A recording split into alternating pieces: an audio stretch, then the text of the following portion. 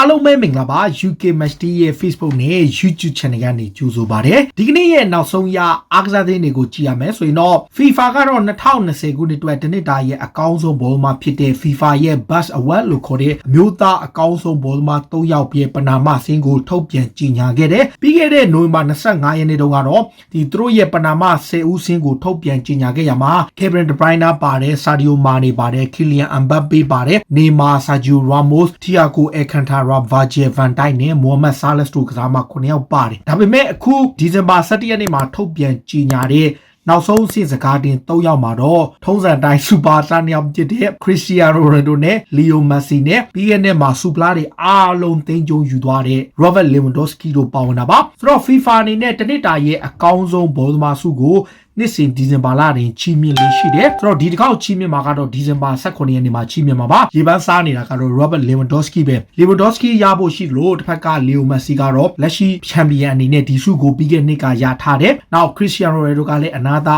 outstanding performance ပြသထားတယ်ဒါပေမဲ့ဒီဇင်ဘာ18ရက်နေ့မှာတော့ FIFA ရဲ့တနစ်တာအကောင်းဆုံးဘောလုံးမဆုကို Lewandowski ပဲရသွားမလားကျန်တဲ့ superstar နှစ်ယောက်ကရောဘယ်လို upset လုပ်နိုင်မလဲစောင့်ကြည့်ရမှာပါဆိုတော့ FIFA ကတနစ်တာရဲ့အကောင်းဆုံးဘောလုံးမဆုရဲ့ပနာမအဆင့်အပြင် Busquets လို့ခေါ်တဲ့တနစ်တာရဲ့အကောင်းဆုံး twin goal ဆုကိုလည်းပနာမအဆင့်ထုတ်ပြန်ခဲ့တာမှာဘာဆိုနာရဲ့တိုက်စစ်မှုဟောင်းဖြစ်တဲ့လက်ရှိ Atletico Madrid ရဲ့တိုက်စစ်မှု Luis Suarez ရဲ့ twin goal Tottenham Hotspur ရဲ့တောင်မကစားမဆုံးယောင်မင်းရဲ့ twin goal နဲ့ Brazil က Flamengo က Akasarita ဆိုတဲ့ကစားမရဲ့ twin goal 3ခုပါတယ် Brazil ကစားမကတော့ bicycle kit နဲ့ area တွေကနေတောင်ထဲကိုပြန်ကန်လိုက်ပေါ့ဒီ3ခုကတော့ပနာမအကောင်းဆုံး twin goal စီးနဲ့မှာရွေးချယ်ခံရတာပါတခြားသတင်းတွေဘက်ကိုကြည့်ရင် Manchester United ကနေထွက်မယ်လို့သတင်းထွက်နေတဲ့ဖိုးဖိုးပါတယောက် Juventus ကိုပြောင်းရွှေ့ဖို့နီးစပ်နေတယ်ဒါပေမဲ့နီးစပ်တာကငွေသားနဲ့ပြောင်းရွှေ့ထားတဲ့ကစားမအလဲလဲလုပ်မယ်ဆိုပြီးသတင်းတွေထွက်နေတာပါကစားမအလဲလဲလုပ်ဖို့သတင်းထွက်သူက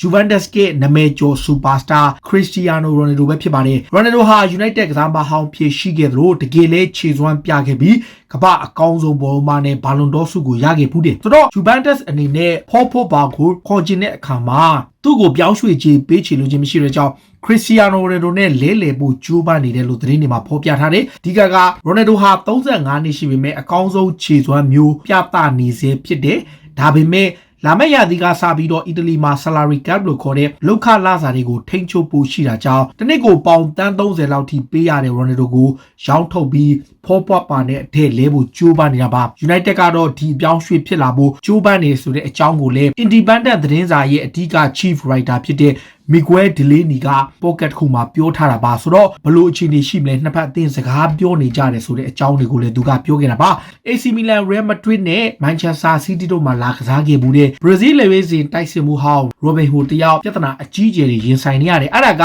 AC Milan မှာကစားခဲ့စဉ်တုန်းက night club တစ်ခုမှာ Albania အမျိုးသမီးတစ်ခုကိုအုပ်စုလိုက်မရင်းကျမှုဆိုတဲ့ဆွဲချက်နဲ့19နှစ်ချမှတ်ခံထားရတယ်2013ခုနှစ်မှာဖြစ်ပွားခဲ့တဲ့ဖြစ်ရပ်မှာ Robinho နဲ့အပါအဝင်သူ့ရဲ့တငယ်ချင်းဖြစ်သူနဲ့နောက်ထပ်4ယောက်ဟာကလပ်အတွင်းမှာမူးနေတဲ့ Albania အမျိုးသမီးတယောက်နဲ့တွေ့ပြီးတော့မှသူတို့အနေနဲ့မရင်းချစ်မှုဖြစ်ပွားခဲ့တယ်ဆိုပြီးတော့တိုင်ထားတယ်အဲ့ဒါကိုအဲ့နှစ်ကပဲသူတို့ကိုစုံစမ်းစစ်ဆေးရင်းကလက်ရှိချိန်ပြီးကြားခဲ့တယ်ဆိုတော့ဟိုတနေ့ကအီတလီတရားလုံးက Robinho နဲ့သူ့ရဲ့တငယ်ချင်းအပါအဝင်4ယောက်ကိုတော့ပြစ်ဒဏ်ချတယ်ဒါပေမဲ့အခုလောလောဆယ်မှာအမျိုးသမီးကမူးနေတဲ့အတွက် Robinho နဲ့သူ့တငယ်ချင်းကိုမသိချန်တဲ့4ယောက်ကိုတော့မသိကြဘူးလို့ပြောထားပေမဲ့အီတလီတရားရုံးကပြစ်ဒဏ်ထင်ရှားတဲ့ Robinho နဲ့သူ့တငယ်ချင်းကိုယူရို6000စီတန်ငွေချတဲ့အပြင်19နှစ်ကိုပါချထားတယ်ဒါပေမဲ့အီတလီနိုင်ငံရဲ့ rules အရပြစ်ဒဏ်သတ်မှတ်ခံထားရတဲ့နောက်မှာအယူခံ4ချိန်ဝင်ခွင့်ရှိတယ်အဲ့အယူခံ4ချိန်အစ်စ်4ဆင်ပြီးမှချခံရမှာဖြစ်လို့ Robinho ကဆက်ပြီးတော့ကျိုးပန်းလျက်ရှိတယ်ဒါပေမဲ့အခုပထမတစ်ချိန်ယူခံတော့သူတို့ကြာရှုံးထားတယ်နောက်တစ်ခုကတော့ Roma အသင်းက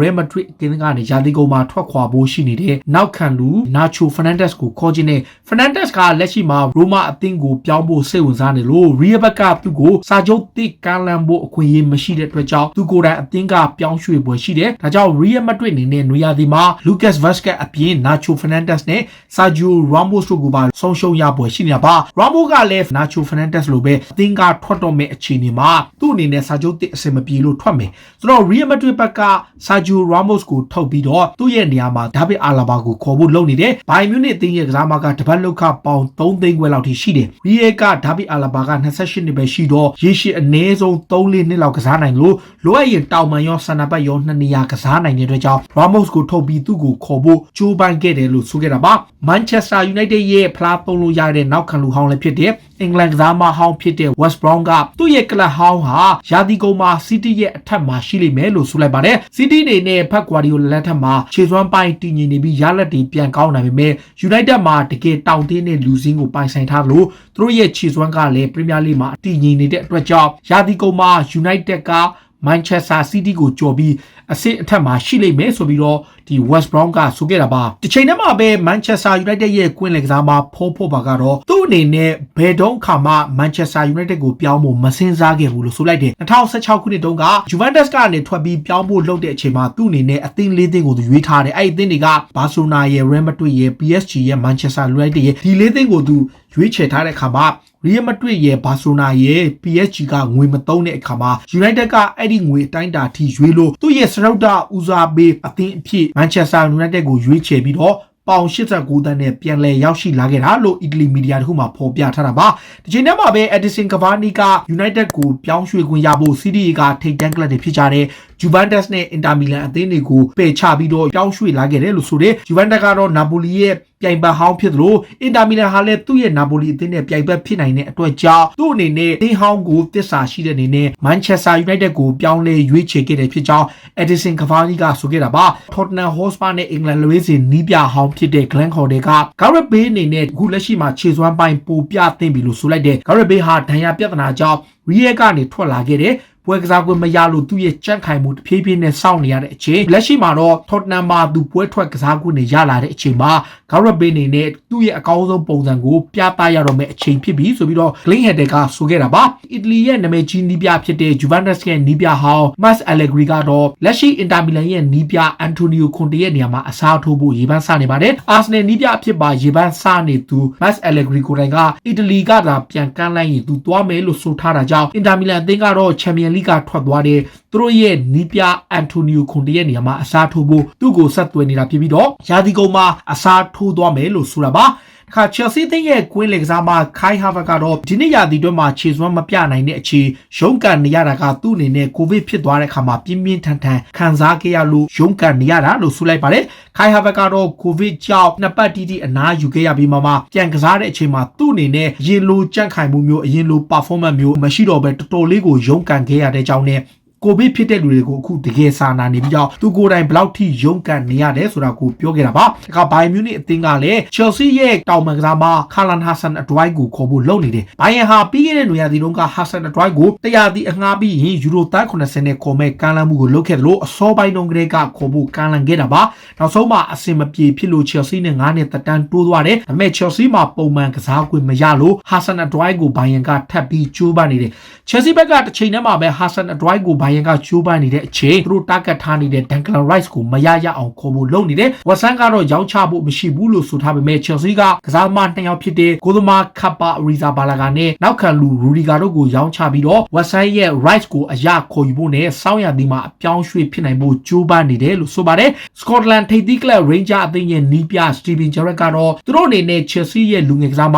Gilmour ကိုခေါ်ယူသွားမှာမဟုတ်ဘူးဆိုပြီးတော့ညှင်းဆန်ပယ်ချလိုက်ပါတယ်။ Gilmour ကလက်ရှိမှာ Lampard ကိုယ်တိုင်ကလူလာနေပြီးအငှားထွက်ကစားဖို့ပြင်ဆင်နေသူပါဒါပေမဲ့ Gerrard ကသူ့အသင်းမှာလူမလိုတဲ့အတွက်ကြောင့် Gilmour ကိုခေါ်ယူဖို့အစီအစဉ်မရှိဘူးလို့ဆိုခဲ့တာပါတခါ Arsenal အသင်းကလည်းလက်ရှိဆောင်းရသည်မတိုင်ခင်မှာတောက်လျှောက်ခေါ်ဖို့ကြိုးပမ်းရင်းစိတ်ဝင်စားနေတဲ့ Southgate ရဲ့ Dominic ကိုခေါ်ဖို့ကြိုးပမ်းမှုကအဆုံးသတ်လို့နီးပါဖြစ်လာပြီ။ဘာကြောင့်လဲဆိုတော့ဂျာမန်မီဒီယာတခုရဲ့အဆိုအရ Southgate ရဲ့ကစားသမားဟာသူတို့ရဲ့ပိုင်ရှင်တူဖြစ်တဲ့ RB Leipzig အသင်းကိုပြောင်းဖို့သဘောတူလိုက်ပြီလို့ဆိုတာပါအသက်20အရွယ်ရှိတဲ့ Hungary ကွင်းလယ်ကစားသမားကို RB Leipzig ကခေါ်ယူဖို့သဘောတူညီမှုရထားပြီဆိုပြီးတော့ Austria မီဒီယာနဲ့ဂျာမန်မီဒီယာတွေမှာဖော်ပြနေတာလည်းဖြစ်ပါတယ်တခါ Juventus အသင်းကို Arsenal အသင်းကအိုဈေးကိုခေါ်မလားဆိုပြီးတော့5ချိန်တိကမ်းလှမ်းခဲ့ဘူးတယ် Juventus ကကွင်းလယ် foundation တယောက်လိုနေတဲ့အချိန်ကစားသမားကောင်းတွေကိုခေါ်ယူဖို့ကြိုးပမ်းနေတဲ့အချိန်မှာ Arsenal အသင်းကအိုဈေးကိုခေါ်ယူနိုင်မဲ့အခွင့်အရေးကို Juventus ကို9ချိန်တိပေးခဲ့တယ်ဒါပေမဲ့အိုဈေးရဲ့လောက်ခလာစာကြောင့် Juventus ကိုယ်တိုင်ကလက်လျှော့ပြီးတော့အိုဈေးကိုခေါ်ဖို့ပယ်ချခဲ့တယ်ဆိုပြီးတော့ဖော်ပြထားပါတယ်တခါဘာဆိုနာအသင်းကလည်းလီယွန်အသင်းရဲ့တိုက်စစ်မှု Memphis Depay ကိုစောင်းရသည့်ဈေးကွက်မှာတကအရခေါ်ယူဖို့လုပ်နေပါတယ်လီယွန်ဘက်ကရာသီကုန်မှာအလွတ်ပြောင်းရွှေ့ခြင်းနဲ့ထွက်မဲ့သူ့ကိုဘာဆိုနာက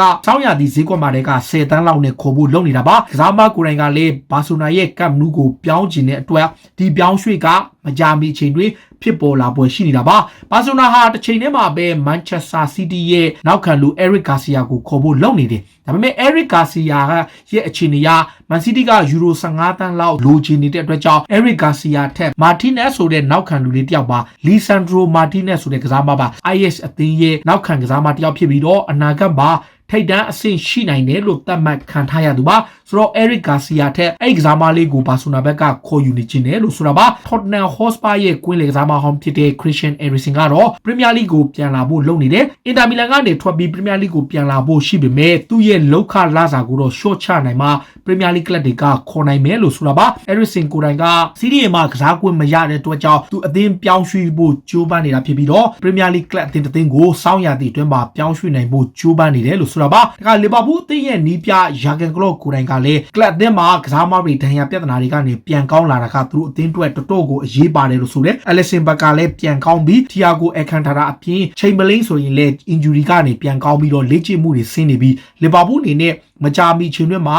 ကာလရှည်ကြာနားနေတဲ့ကစားမကလွှဲရင်ပုံမှန်ကစားမတွေအားလုံးလူဆုံပြီးဆိုပြီးတော့ကလော့ကဆိုထားတာပါလက်ရှိနေထားရလီဗာပူးဘက်ကကလော့ကိုယ်တိုင်ကစောင့်ရသည်မှာသူတို့အနေနဲ့လက်ရှိလူဝင်စင်အားကတောင်းတင်းပြီးသားဖြစ်တော့ကစားမသစ်ခေါ်ယူဖို့အစီအစဉ်မရှိဘူးဆိုပြီးတော့ထုတ်ဖော်ပြောကြားထားတာပါတခါမန်ချက်စတာစီးတီးအသင်းကလည်းနောက်ခံကစားမတွေထဲမှာဘသူကို first try အဖြစ်သုံးရမလဲဆိုတာကိုရွေးရခတ်နေတယ်လို့ဆိုတဲ့အစောပိုင်းတုန်းကတော့ Emre Laporte နဲ့ Diaz ကိုသူကဦးစားပေးနောက်ခံလူဖြစ်သတ်မှတ်ထားပေမဲ့ကြက်ခိုင်မှုတိတ်မပြေဝပဲမကြာခဏအနားယူနေရတဲ့လာပေါ်ရဲ့နေရာမှာဂျွန်စတုန်းနဲ့အခုနောက်ပိုင်းမှာ Ruben Dias ကိုတုံးနေဆိုတော့လက်ရှိနေထားရဖတ်ဂွာဒီယိုလာအနေနဲ့အမရီလာပေါ်ကို3ပွဲလောက်ထိသူအရန်ထားပြီးတော့ဂျွန်စတုန်းကိုတုံးနေပေမဲ့သူ့အနေနဲ့အဓိကဆန္ဒပတ်2ယောက်ကိုသူရွေးချယ်ဖို့ခက်ခဲနေတယ်လို့ဆိုခဲ့တာပါဒါတွေကတော့စိတ်ဝင်စားစရာနောက်ဆုံးရအားကစားသင်းတွေကိုတင်ဆက်ပေးတာပါခုလိုမျိုးစိတ်ဝင်စားစရာအားကစားသင်းတွေကိုနားဆင်ကြည့်နေကြည့်ရှင်တော့ UK Match Day ရဲ့ Facebook နဲ့ YouTube Channel ကို follow လုပ်ထားကြပါလို့တောင်းဆိုရင်းနဲ့ဒီကနေ့ရဲ့အစီအစဉ်ကိုဒီမှာပဲဆုံးသက်ပြစေအားလုံးကိုကျေးဇူးတင်ပါတယ်ဗျ